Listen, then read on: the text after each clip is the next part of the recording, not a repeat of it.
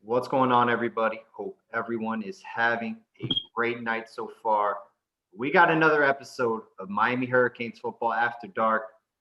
I'm with my co host, Ross. Some of you may know him on Twitter as Fresh Northwest, coming from you live from the salmon capital of the world. Gotta love it. We also have a very special guest. We got Tito, 305 Sports. A lot of you guys, he may look familiar with his Ibis headgear, whether it's home games or away games. ESPN just loves to show him on the camera.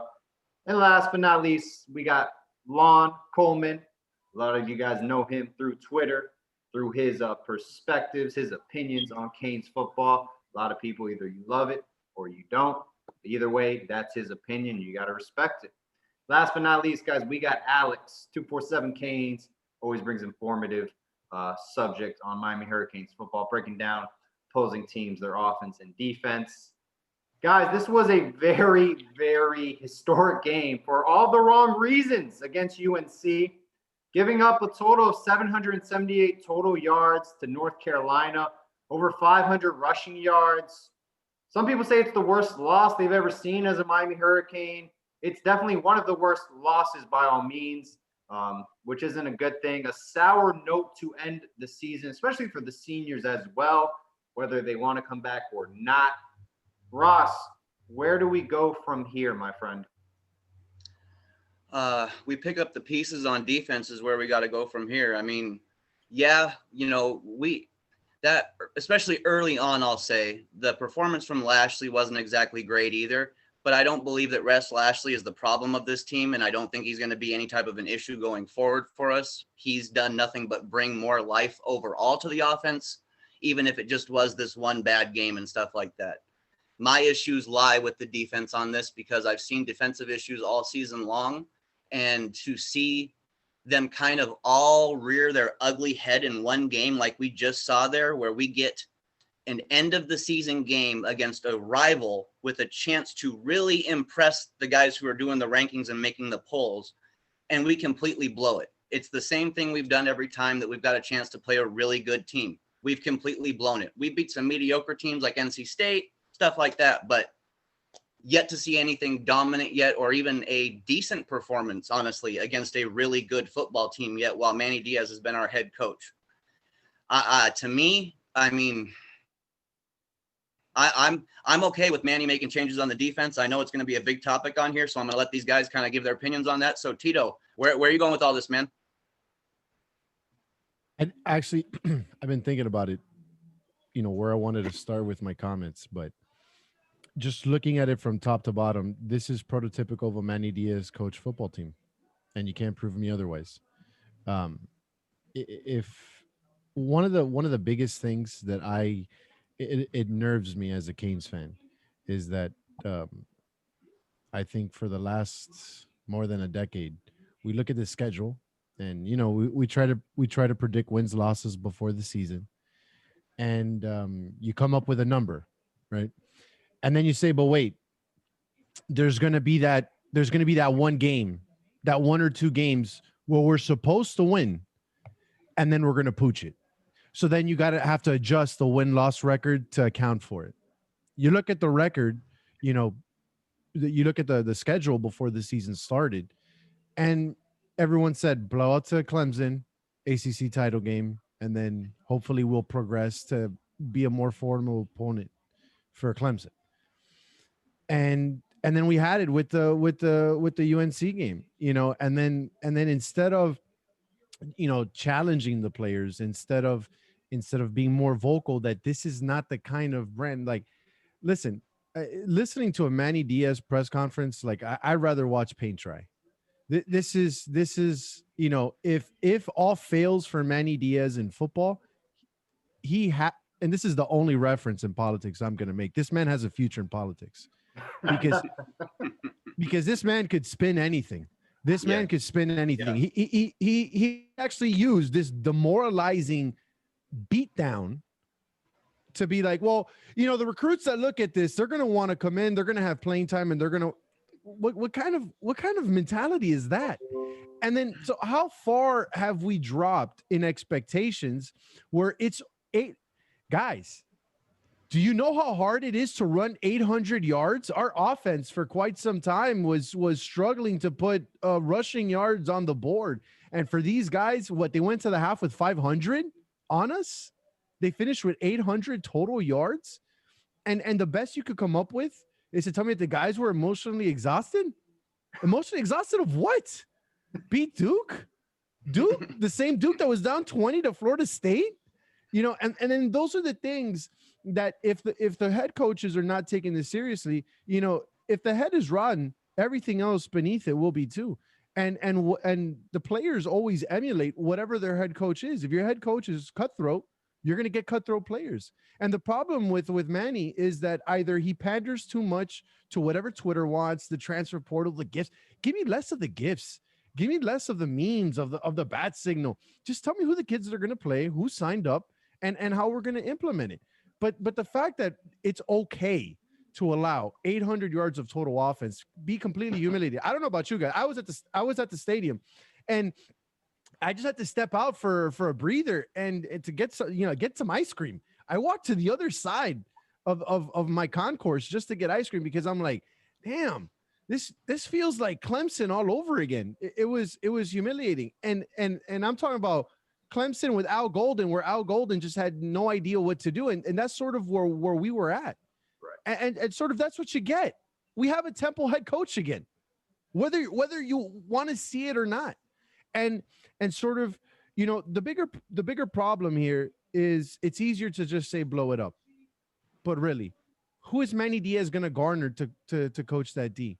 You let a decrepit 85-year-old man be your daddy on national television on the last game at home amidst of a pandemic. The sacrifices that these kids made, mind you, the protocols that they went through, most probably, the vacation time, the going out, living in this great city, and that and all the sacrifices they made for them to go out and to do that. And I'm not going to start, picking on players because that's just not my MO, but there was just some performances where like you could just tell in the body language of the guys, like I was demoralized, and for me, I've only left 2 times early from a game, twice. One was in the 4th quarter of that Clemson blowout. And the second one was this game. I left in the 4th quarter. When Manny Diaz is down by 30 points and he decides to punt the football, I don't care if we're at the 1-yard line. You quit, I quit. And at that moment, when he decided to punt the ball, I was like, hey, you know what? I got 2 kids at home. I got a wife at home. And guess what? I got to be here tomorrow, 1:00 to see the Dolphins play. I'm just going to get home. I'm going to take a hot shower and just try to put this game behind me. It's embarrassing. It's embarrassing. And actually, you drink the Kool-Aid again and you feel like we got something, we're building something here. And then because we start seeing the dubs, and it's very easy to get emotionally wrapped up when you start seeing, our rivals suffering, and they're suffering with the recruits, and Miami's picking up some momentum here and there, and we're getting the dubs. And you sort of drink the Kool-Aid again. You're like, well, maybe we turn around the corner. Hey, why did CFP do this? Why did the committee do this? Why did they vote us so low? Why do they disrespect us? Why did the ACC, give preference to a non-football participant and put them over us? And it was because the ACC knew what they were getting themselves into. They put their eggs in one basket. Clemson and Notre Dame. One of those guys is going to make it to the playoffs, and they're going to double dip. Miami, they knew that, it's Miami, and that's what we've become, Miami. And I've heard it all throughout the last 20 years, where the candy canes, is the U back? And it's just, I don't know about you guys, and then that's one of the things about me. I'm a salesman. You can't put a quarter in me because I'm just going to talk all day. But it's frustrating as a fan. It's frustrating. Monday morning I would have been on the radio just going off on somebody, but I don't want to care because they don't care. And I feel bad because we're talking about kids. We're not talking about professional athletes that are multimillionaires. We're talking about kids. We're talking about kids that they're student athletes. The majority of them are not going to make it to the NFL. And then now here's the bigger picture. How many of these kids are going to want to come back to this? How many kids are going to want to come back to this? You think Jake Garcia is going to want to come to this? Where do we stand? And this is what the epitome of what I felt from the game was after the first quarter. Everyone's like, I'm sitting there with Ricky and my boy Hans, and they're like, oh, they got Lashley's number today. And I'm like, so what? So what? God forbid we have a bad day on offense. God forbid DeAndre King has a bad day on offense. God forbid Brevin Jordan doesn't blow up. God forbid we have receivers dropping balls and that Lashley can't implement the offense on these people. And God forbid that the defense has to bail us out. And this goes all the way back to Mark Richt. A Manny Diaz defense is predicated on turnovers. That's what it is. If we go back to the year that we, the Notre Dame and the Vatek and the black jerseys, and we made it to ACC title game, that defense allowed a crap ton of yards, but it predicated on turnovers, and that is the MO for Manny Diaz's defense. You can't cause turnovers, then that defense is in shambles, and that's why I didn't like the hire. I don't stand behind our coach. I stand behind the players, and I can't trust the guy to get it right because we knew what the problem was going into this season. And guess what? We still know what the problem is. And his name is Blake Baker. And guess what? To a certain extent, Manny Diaz too. Yeah, no, I 110% agree with everything Tito stated. Lon, what are your thoughts about this game, man? Because I know you have a difference of opinion per se on certain things, and would love to hear what you have to think. Well, and I look at life in two different perspectives.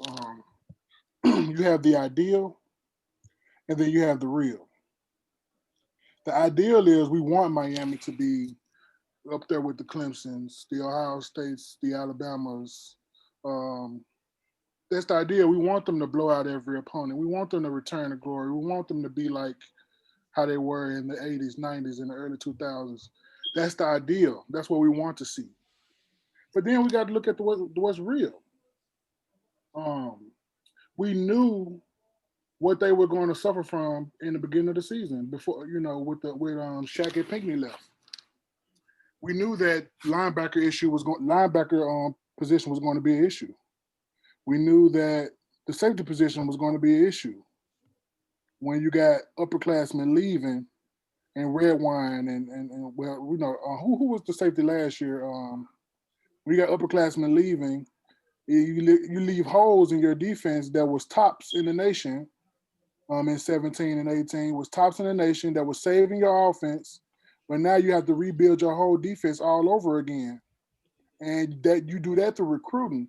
So unfortunately, our top players are young, inexperienced, didn't get a spring, didn't get a chance to really get some reps before they really got thrown in there. So all their reps came in in-game scenarios, so they had to grow throughout this season. And I totally agree with what Manny Diaz said when he said it finally caught up to us because all season we've been getting gashed. All season we've been getting gashed.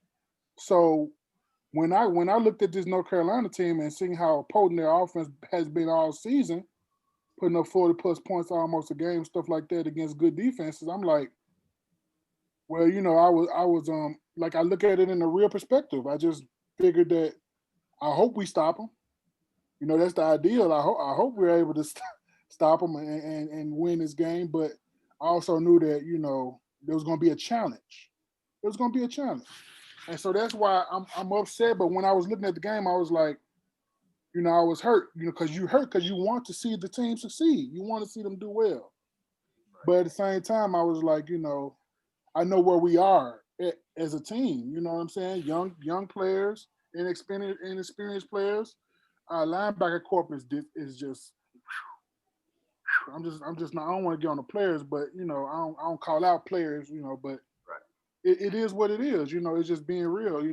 Our linebacker corps and the safety play of that game. Oh my goodness. Now, I apologize for interrupting you, Lon.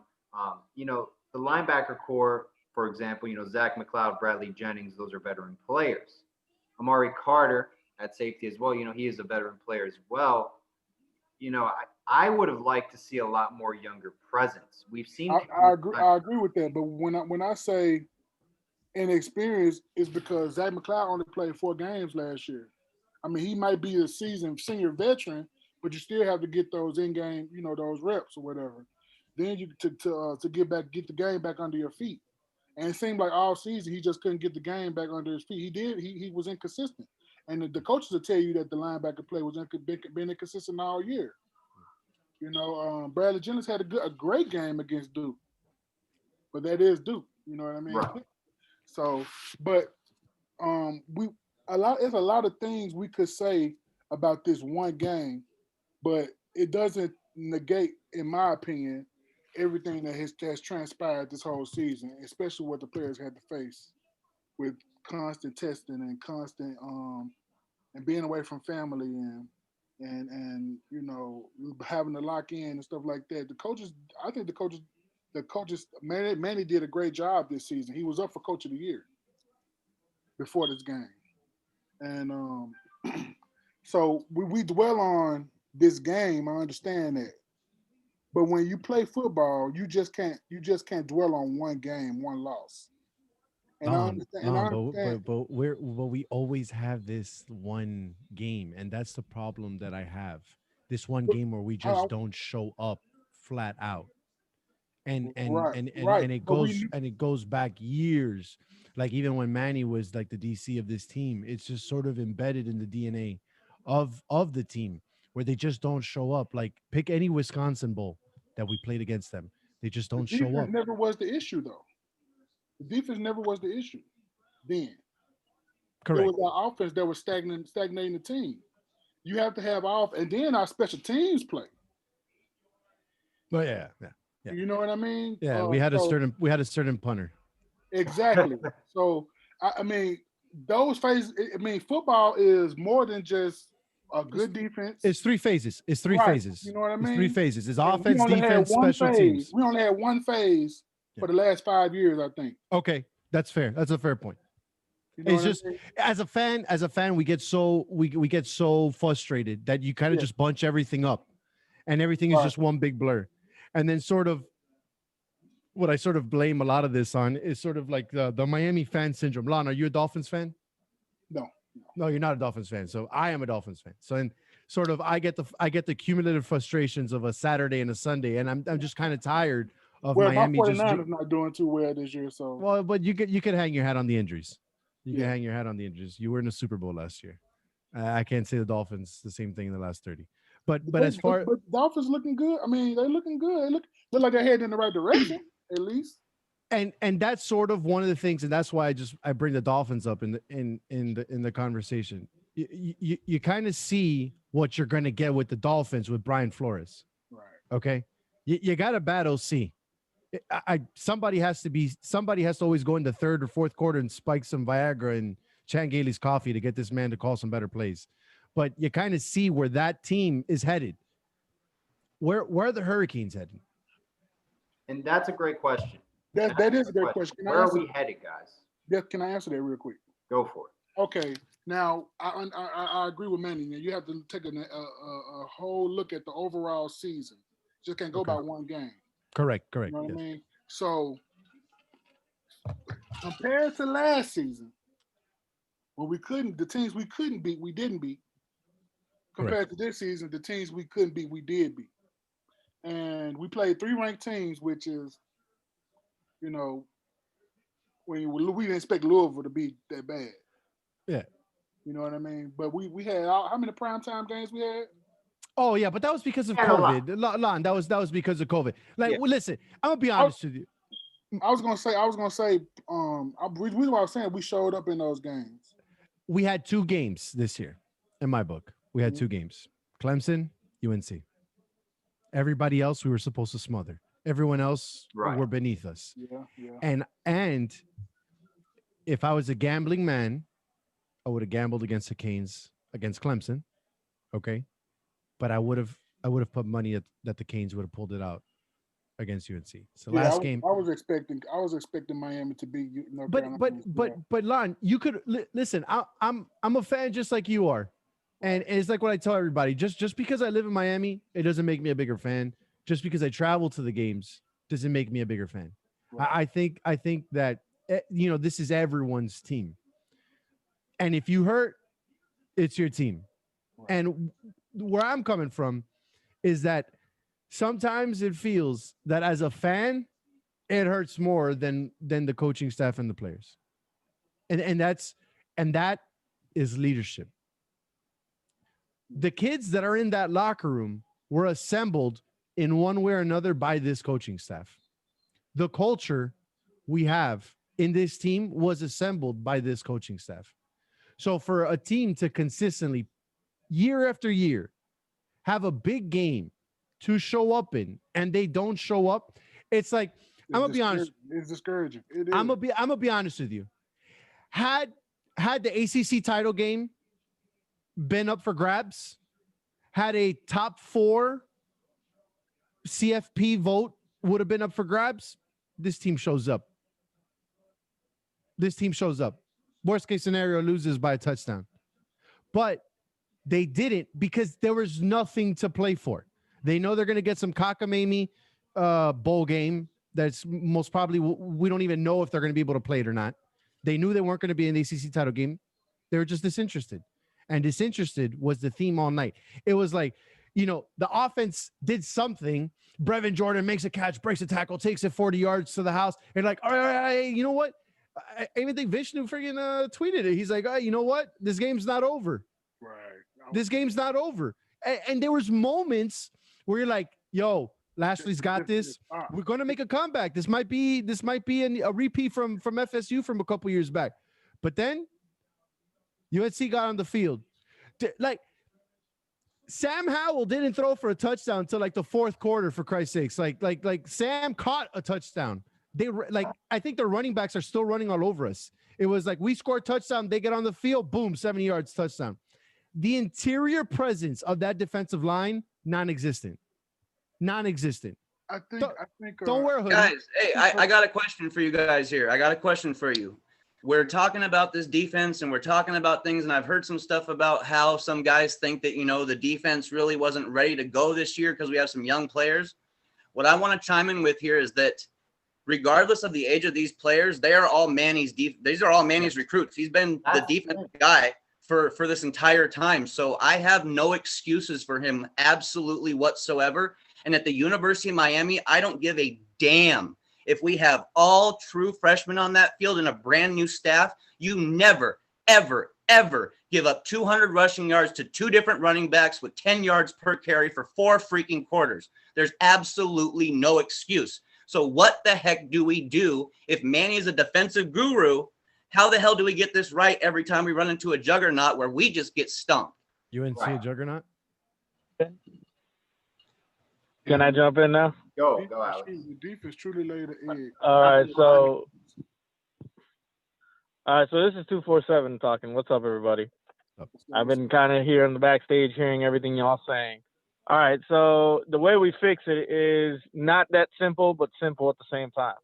Just do what's right. Just do what's right and do what's expected. Do what we know that you're gonna do, okay? Because if you don't do it, your future here in Miami is gonna be next year, and you're out. And everybody knows who I'm talking about. I'm talking about Manny Diaz firing Blake Baker. It's that time. Sorry, Baker. A lot of people call him my cousin or whatever because I may look like him or whatever, but it doesn't freaking matter. If you didn't get it done at Miami, it didn't work out, you'll find another job somewhere else. It's just Miami wasn't for you. Period. Pay for a defensive coordinator that is going to bring Miami back to where we're supposed to be. There's no COVID excuse. There's no excuse about linebackers. There's no excuse about corner. There's no excuse about this has been a weird year. There's absolutely no excuse for what's going on right now. If you want to make it an excuse, all right, then I can make 30,000 different excuses and spin it in all different ways. And somebody said it perfectly.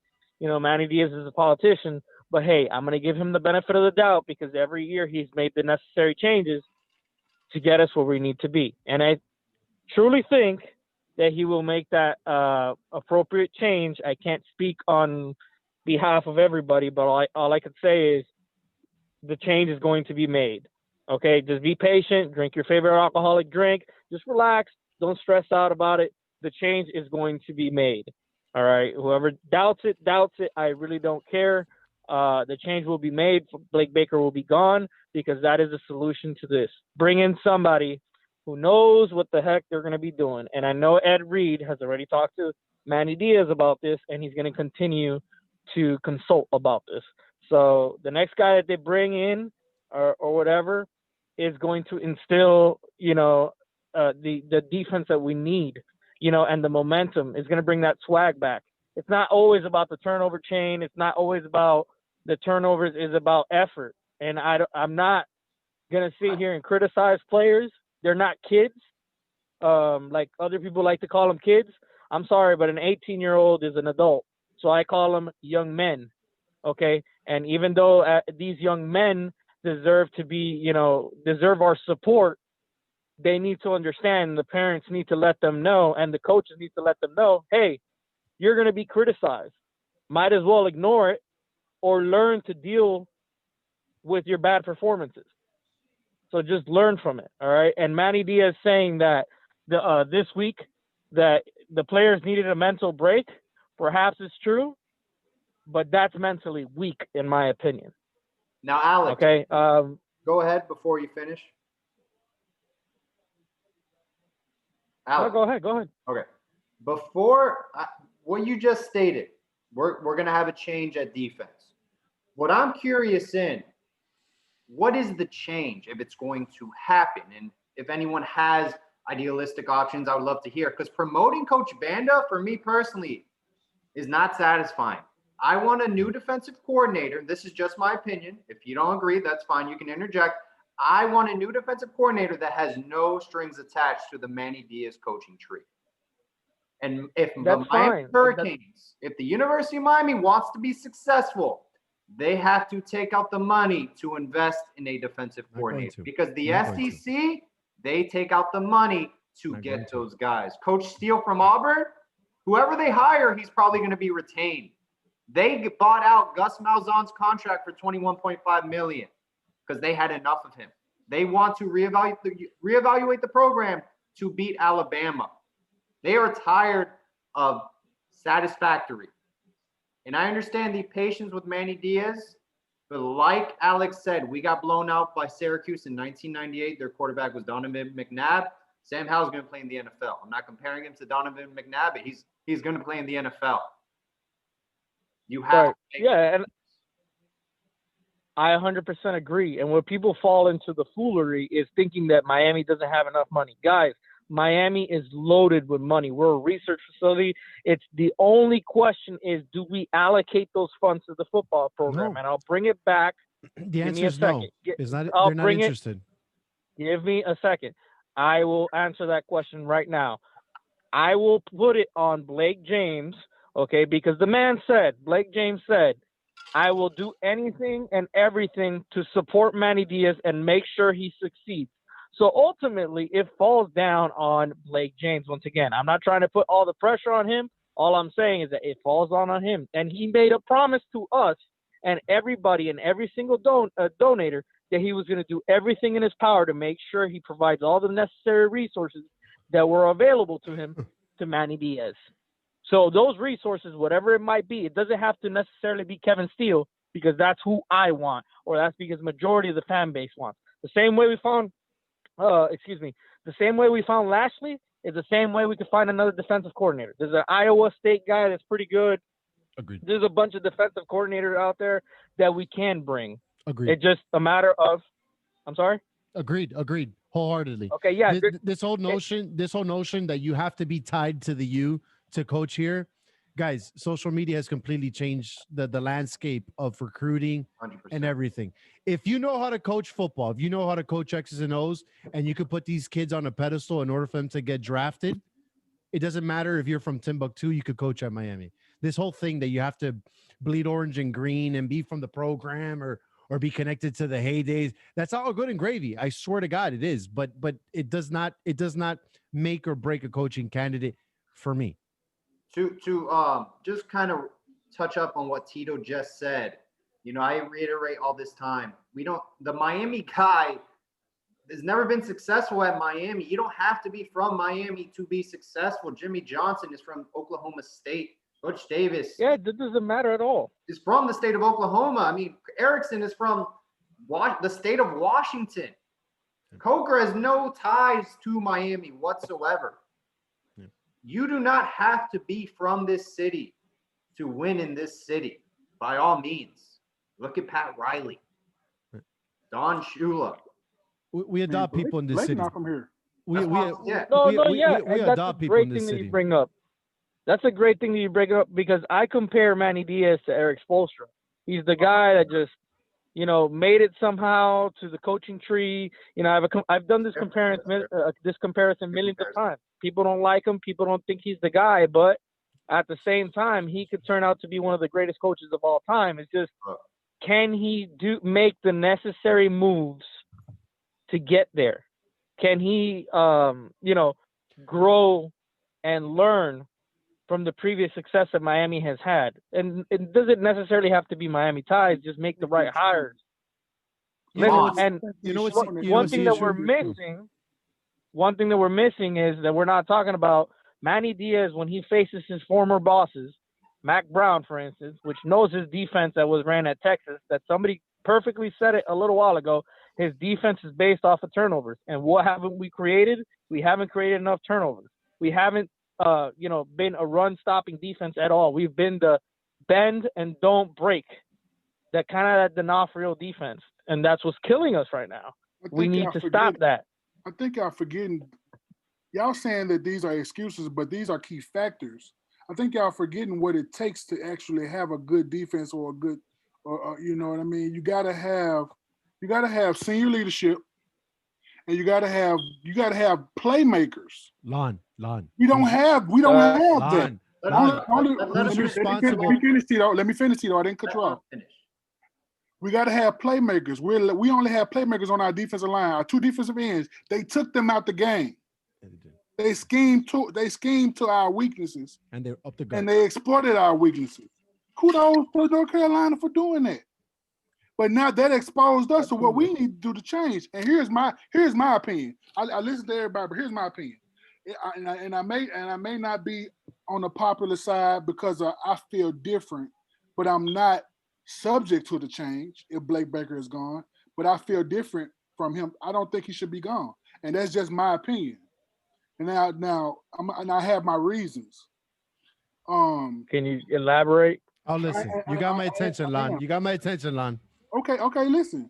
And this is good. This is good talk here now. I have so Blake Baker, the reason why I feel like he shouldn't be gone, but I'm not privy to him not being gone. You know what I'm saying? I'm not saying that I'll be like, it's either way for me. You know what I mean? But I wouldn't be like, I got you. I wouldn't be mad if he stayed. You know what I mean? That's what I'm saying. If I wouldn't be mad if he stayed, but I wouldn't be mad if he left too. You know what I mean? But the reason why I say I wouldn't be mad and stay, because I look at the totality of everything.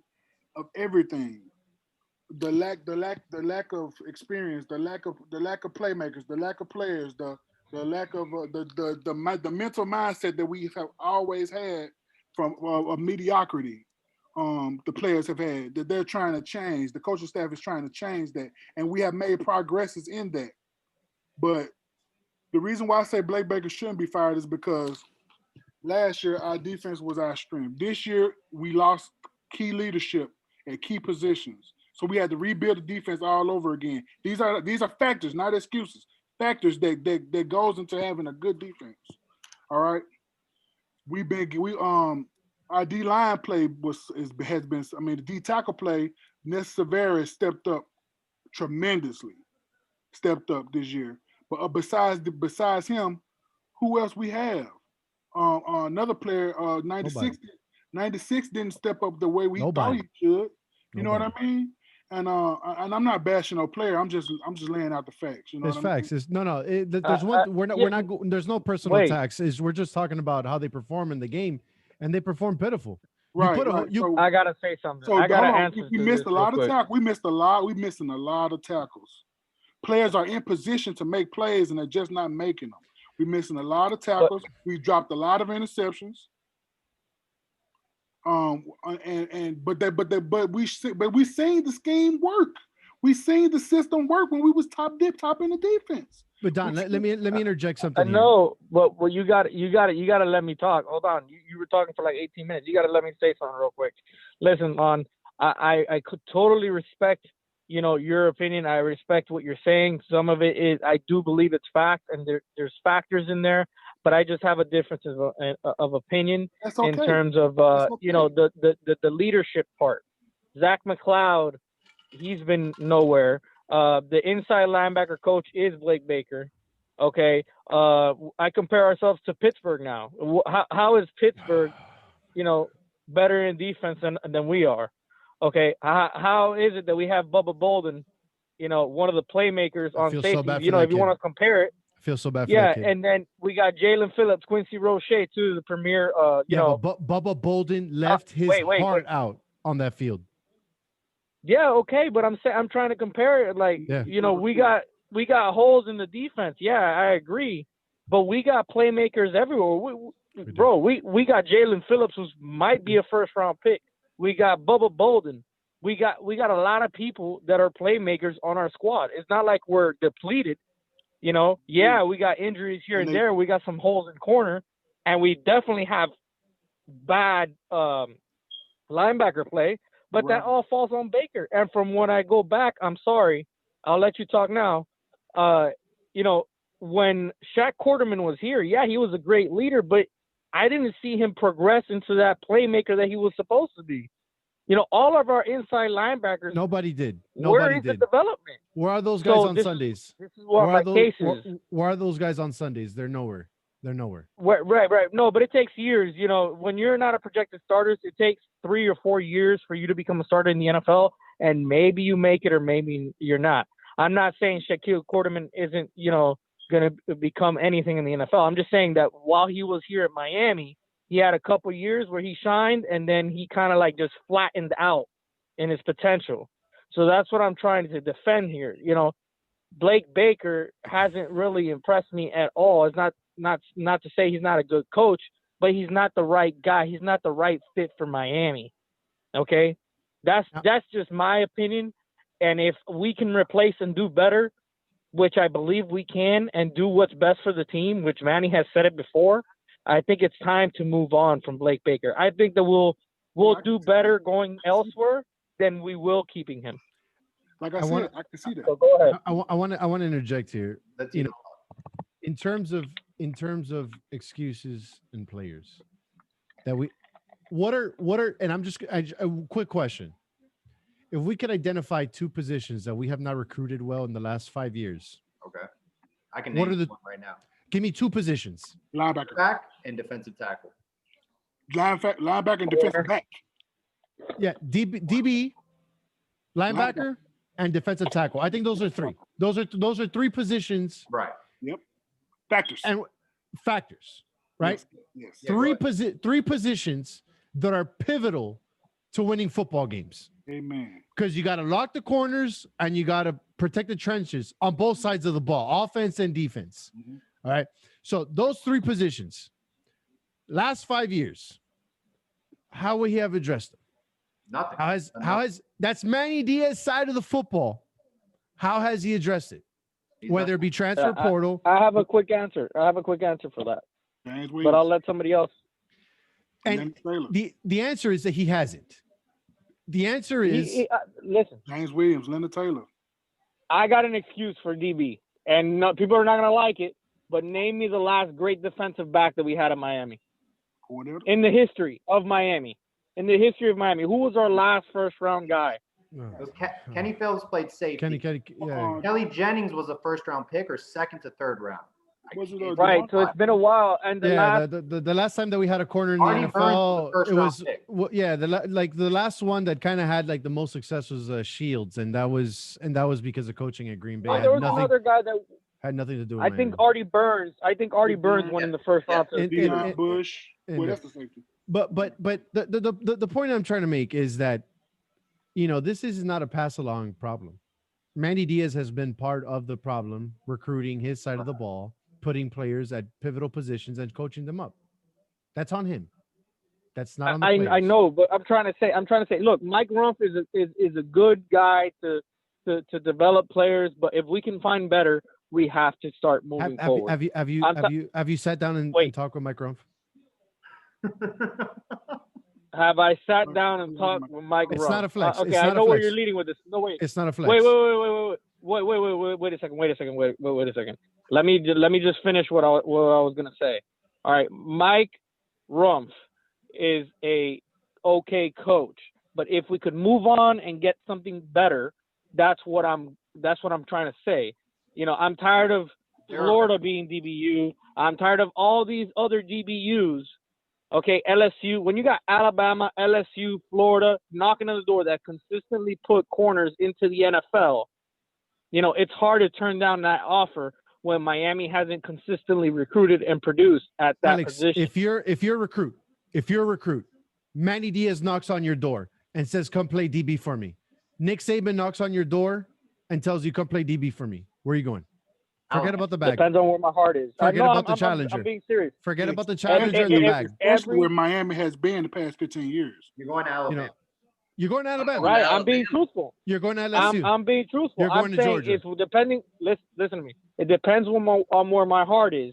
Right. But at the same time, I'm gonna look at what's best for my future, and You and me are a and dying I'm breed. basically answering your question. Guys, can I interject with the cornerback issue that's been going on? in South The Florida? last thing that I'm going to say in terms of this is that Manny Diaz has been part of the selection of players, and he's part to blame in the fact that we have not been able to A, get the right talent here, and B, coach them up or put them in a position to succeed. And Tito. But one of the things that is most indicative of these players, and it's the tell-all truth. You let 800 yards get dunked on by you by a basketball school. 800 yards by a basketball school. All right?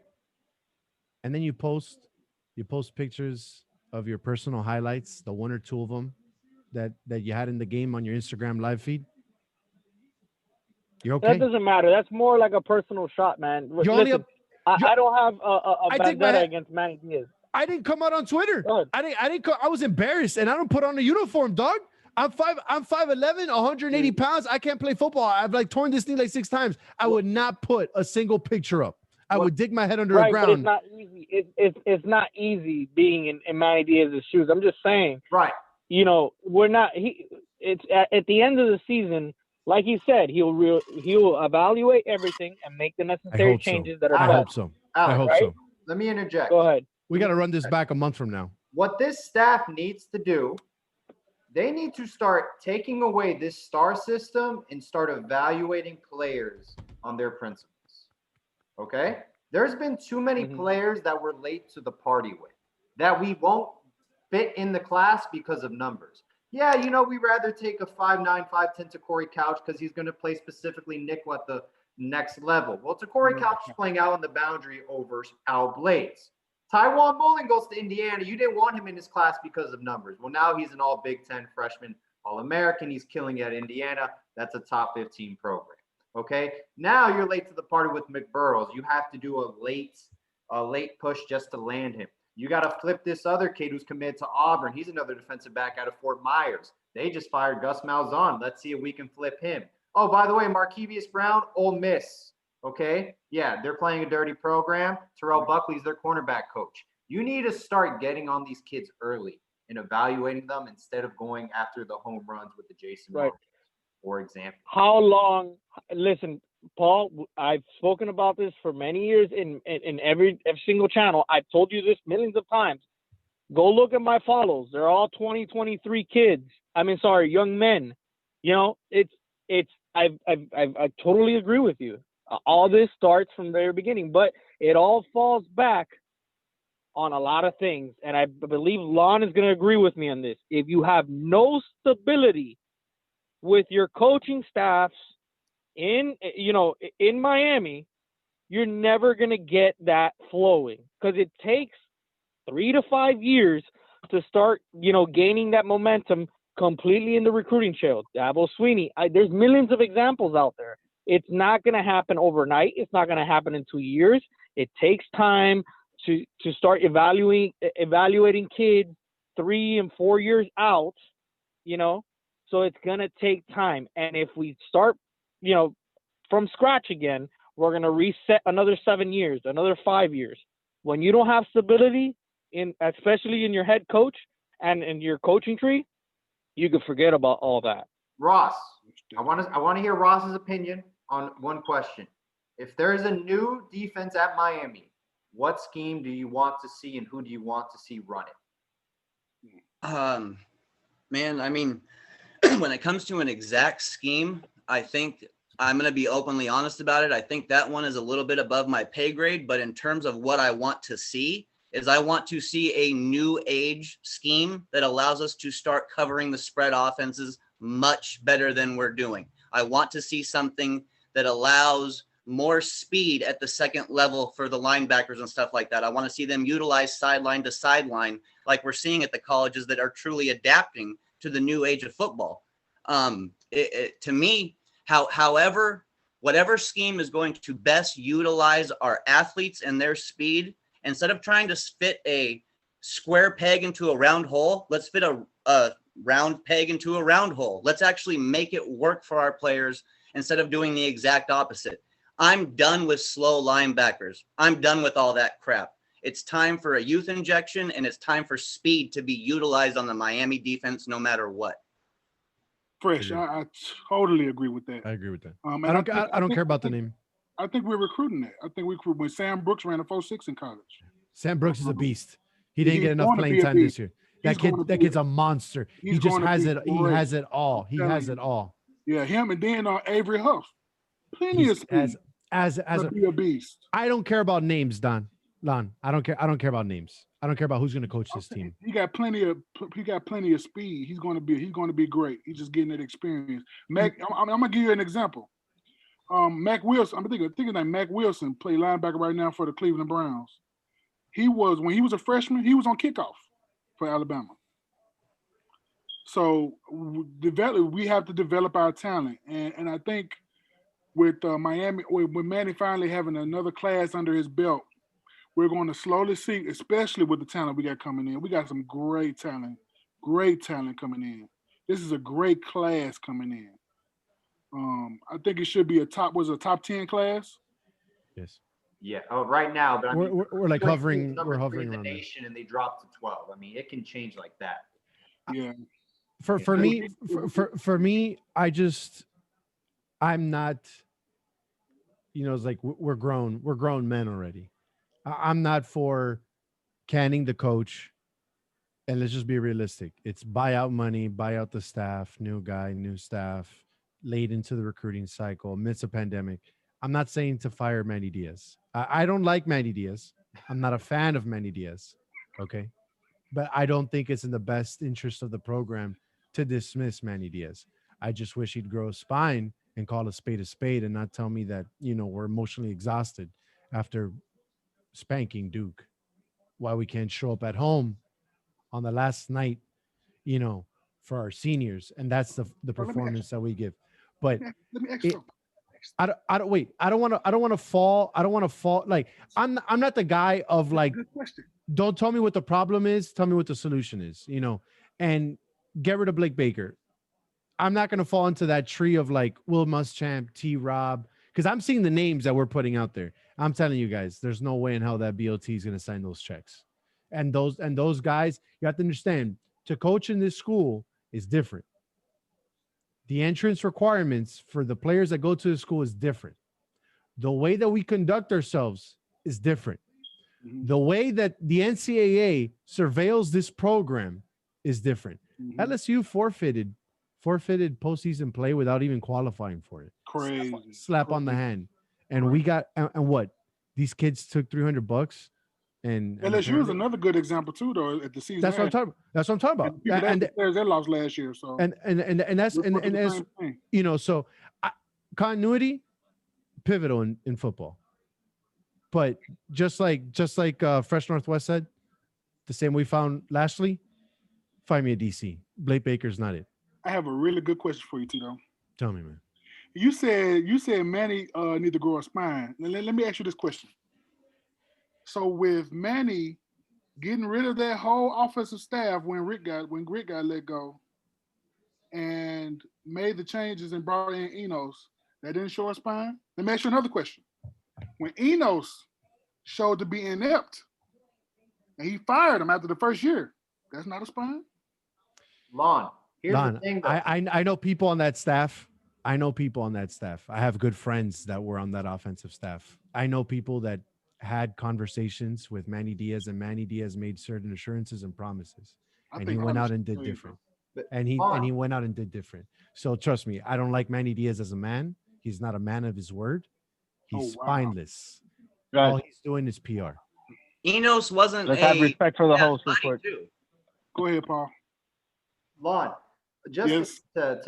to counter to your question, you got to remember, Manny Diaz, all those guys on his defensive side of the football, besides Mike Rump, those are all part of his coaching tree, his pupils, his students of the game. That's when I know you got to be that spineless person. You got to have that Urban Meyer in you. You got to have that Saban in you. Right. It's a dog eat dog world, college football. If you're not gonna win, if you're gonna be the nice guy, Mark Durick, for example, there's gonna be an a-hole. I'm sorry for cursing, but there's gonna be that one guy who is spineless, and he will find the right guy, and he will win. It's just the college football world, and it's a business at the end of the day. And if you're not putting up the numbers, if you're not winning, you're gonna get let go. Can I ask a Nice question? guys in college football finish Can I last. ask a question to you, Paul? Yeah. So since 2013 to 2018, has Miami had a championship defense? They have never had one. Never had a They championship have defense. never had one. Here's my thing. Why? Long. Ready? What did we do Even Kirk against Herbstreit said it. What did we do against LSU and Dallas, Texas, with the same defense? What did we do? We Almost did had a heart nothing. attack. You know Almost what had a we heart did attack. against an overrated Notre Dame team, against a decent Virginia Tech team? Yeah, we played well. But you know what we did against Clemson? Yeah, we had a lot of players missing per se. And in Charlotte, North Carolina, we laid another egg. It was a good defense. That's not a national title defense. We just had a miraculous play with Jaquan Johnson, Daryl Langham miracle, and then what was the other one? It was another Daryl Langham miracle. Yeah, against Georgia Tech. We didn't have a national title defense. I don't think so. Ask Wisconsin. Well, Two times. I would Yes. say our special teams had us playing behind field position. Fair? Yeah, all no, week. absolutely. So our Absolutely. defense was on the field a whole lot more because of our terrible offensive play than what they should have all season. But when they did step up, and they was in the top tier. Yeah, it was. They was number one that one year. They was number one defense in 1 year with Michigan. With turnovers, but never with yards or points. Yes. I'm saying number one defense overall. Right. Number one defense overall. They was up there with Michigan. They probably 1 and 2. But when somebody ran the ball on us, Guys, My point I'm saying is that the scheme works, in my opinion. This is my opinion. Now y'all ain't gotta agree. Right. But the scheme works from what I've seen. We've seen players flying around. We've seen players getting. We've been top, like you said. I agree with that. The turnover aspect, blah blah blah. But that's defense. That's defense. no, yes, it is. Yes, it is. yeah, I But understand it, but you need to hit the nail in the head. Hit the nail in the head. You're ready for it? Teams know that our team gets hyped and they get going and momentum swings when there's a turnover. So what do? They protect the ball.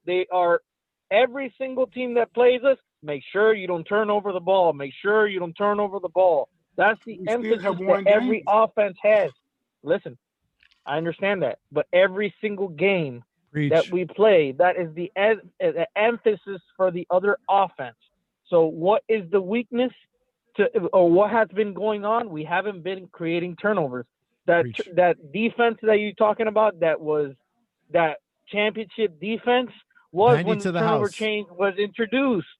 So when that turnover change got introduced, it was kind of new to college football. People were like, what the heck? You know, the momentum is all Miami. It's all the hype. So it was a reward system for that. But the counter against that is if you don't give Miami those turnovers, that's it. We kill them, basically. So now it's forced us to be on the offensive side scoring touchdowns, and then the defense is slowly digressing every year because they've figured out the solution to it. Let's not turn the ball over to Miami. And period. That's the simple solution to how do you beat a Miami defense. You understand? It's easier said than done. Run the but ball that's on what's them. being done. Run the ball on them. Right. And until we don't fix this, and find a creative solution without firing our head coach, and hopefully it doesn't get to that point where we have to fire Manny Diaz. We need to really evaluate what's going on with the program. Are we needing to hit the reset button our defensive coordinator this year, or are we going to allow another year to go by and us get embarrassed by Alabama on the first week? No, we need. Don't matter who's coaching defense. We're getting embarrassed by Alabama in the first game. Okay, it doesn't matter. That day, we will see what will happen on that day. I'll be there. I'll be there, but we're getting embarrassed. I'll be there. Blind faith. I'll be there, but we're gonna get embarrassed. You guys, one thing we gotta realize with all this stuff is that when we did the first time we ever pulled out that turnover chain, it put a target on our back, and it's something that we need to be open about and realize. I'm not a big fan of yanking a turnover chain out for a turnover when we're down by 30 freaking points or 20 points. It's not a great thing for me.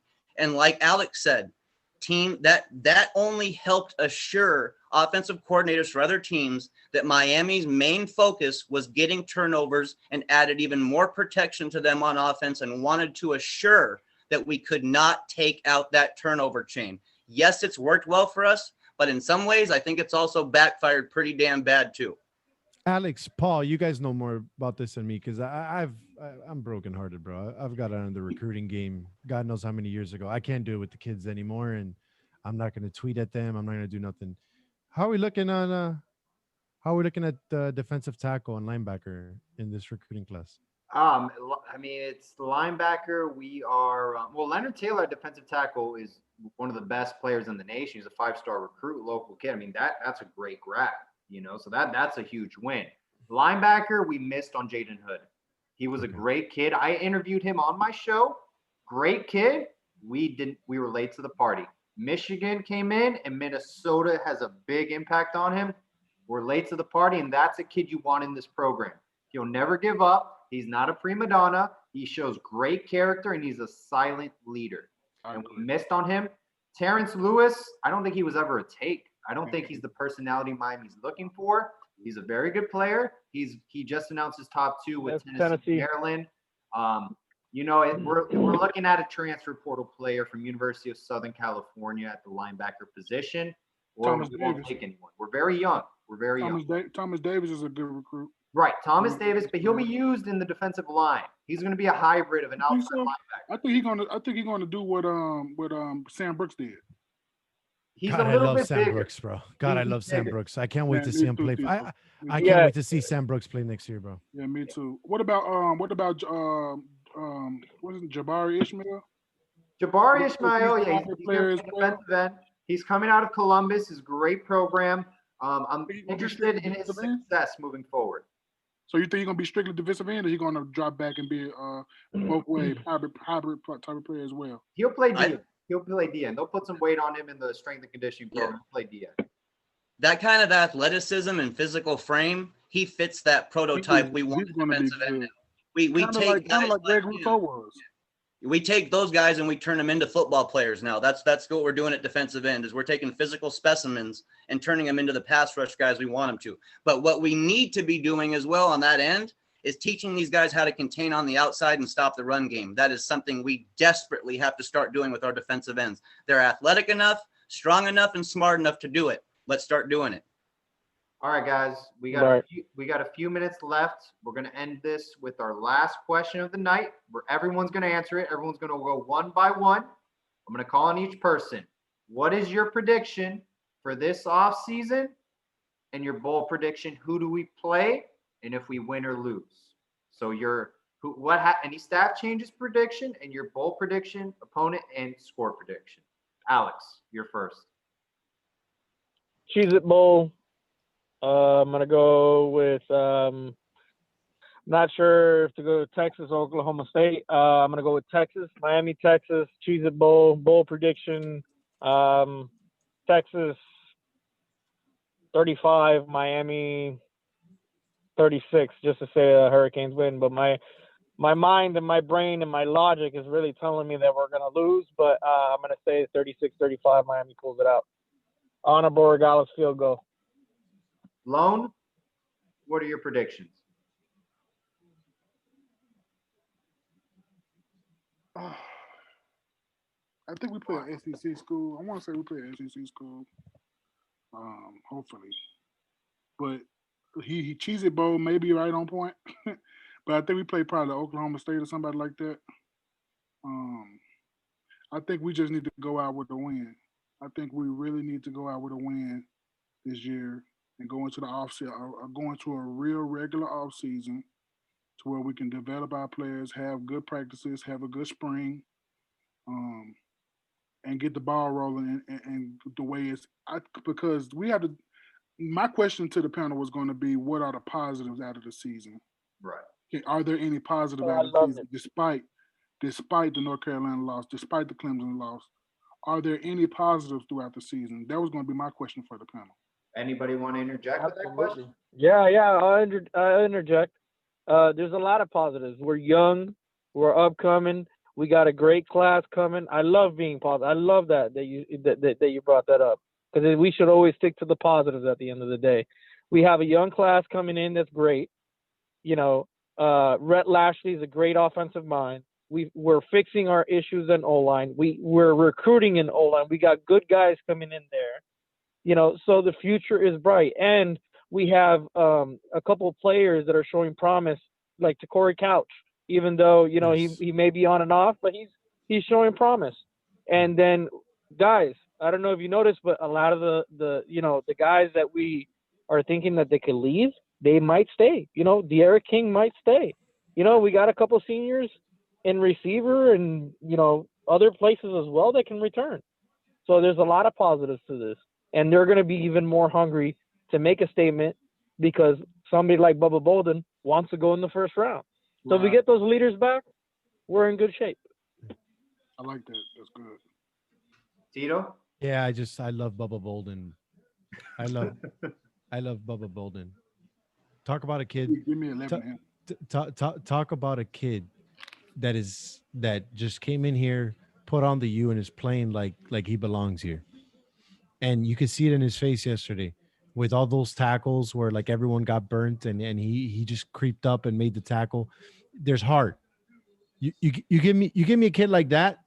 You give me a kid like that. That kid gets coached up. That kid buys in. Kid makes a difference. His mentor is Ed Reed, and he's living up to that mentor. He's really transitioning into that. Did you guys see the passion Jalen Phillips showed? Yeah. Yes. Man, did you see him playing his heart out? Yeah, they play. No, listen. It was a bad team loss, but there were some individual performances there that it's like, you know what? I hope I see that, and I hope that this loss leaves them embarrassed. That the fact that the IG account had to go lock the comments up and everything, that's embarrassing. As a player, I'd be embarrassed. I can't wait to strap on my cleats and go play out again. My prediction. You got all the big websites saying Cheez It Bowl, Oklahoma State, Orlando. In traditional fashion, I would have said we just show up to get the paycheck and get our behinds handed to ourselves. I think the kids drank the Kool-Aid. I think the kids know what this means, especially if they're going to come back, what it's going to mean about momentum going forward. I hope we have a coaching change by then on the defensive side of the ball. That's just where I'm at. I just don't think Blake Baker's the guy. But I think we beat Oklahoma State. Doesn't have their number one running back. I think we get a dub there. I think we play pissed off. 34-24. Miami's upset, and we get some momentum. We need that momentum going into next year. Because guys, we're nowhere near Alabama's level. We know that. We've known that for quite some time. We're not far off. But is it going to be an LSU performance where we just got blown out? Or is it going to be like, these kids got some grit? And that's all I want to see. You show me grit. You show me effort. Like what Bubba was doing last night. If I had 11 kids on each side of the ball doing what Bubba did on Saturday, Man. we lose by 30. I'd be like, we lost by 30, fam. It is what it is. Next game. There's too many kids with their hands on their waist. There's too many kids just disconnected from the game. Oklahoma State, we get a dub, 10 points. And we call it a new year, guys. I love this U. I love the Canes. I appreciate, despite how I feel about the coaching staff, what they have been able to do, keep these kids healthy. We had an outbreak. They got the kids in order. They got their health. We got played. We didn't have anything. We didn't have any off the field issues, that you see other programs marred by. So it's great. It's a breath of fresh air that stuff, because it's credits due where it's merited. Right. And this coaching staff has done a great deal to build men. Yes. And they've done that. I just want more because I want to win. Right. And that's it. I think that's a common denominator. And I only care about the U. That's it. I don't got a second team. I don't got a third team. This is my team. Right. And I would have given anything to go to that school. I couldn't afford it. I was too broke. But I'm telling you, like, now they get my money as a donor. I did get a letter from Miami. I got accepted. I got accepted going into my senior year on early admission, and I had the grades. I just didn't have the money. I didn't have the money. So I love this school from top to bottom, and I want nothing more than this school to succeed, these kids to succeed. And I hope Manny Diaz makes me eat my words. I hope we get to watch this video on YouTube about a year or two from now and be like, man, Tito is just so full of himself. I want nothing more than that, honestly. Thank you for having me on, Paul, Fresh, Lon, Alex. You guys have been, I've had a great time tonight. I hope we can run this back. I hope I'm dead wrong. And it's all about this you, man. I hope I'm right. I'm glad you had a good time. Greatly appreciate your time on the show. Ross, what are your final words regarding this matter? I'm going to peg us against a different opponent here. I've heard you guys saying Oklahoma State and stuff. I'm going to go with Iowa State versus Miami. And honestly, I think you guys can, fans are going to be upset with it, but I think Iowa State beats us 31-25 in a game like that. I really do. Poach their defensive coordinator. What? Poach the defensive coordinator. I will take Iowa State's defensive coordinator. I'm just putting it out there. Go ahead. It's not a bad option, bro. Honestly, it's not one that people have talked about a lot yet, but it's not a bad option. I see us losing a game like that, but I see us honestly taking something from this UNC game and making it so we're just simply not satisfied with it and not happy with it. And yes, we will show up more against Iowa State and we will look better.